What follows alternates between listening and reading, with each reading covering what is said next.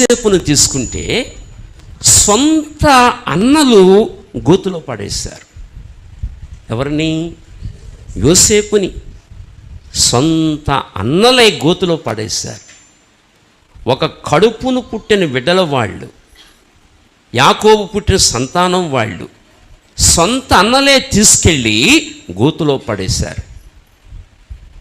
సొంత అన్నలే ఐగుప్తు దేశానికి అమ్మేశారు యోసేపుని. కానీ యోసేపును లేవనెత్తిన వాడు దేవుడు. దేవుడు లేవనెత్తాడు యోసేపుని. ఆ గోతు నుండి లేవనెత్తాడు. పోతీఫరింటికి తీసుకెళ్ళాడు. అక్కడ కొంతకాలం ఉంచాడు. ఆ తర్వాత అక్కడ ఒక ఇబ్బంది వస్తే జైల్లోకి వెళ్ళాడు. మళ్ళీ అక్కడ వారిద్దరికి పానదాయకుడికి భక్ష్యగారికి కళలు వచ్చినాయి.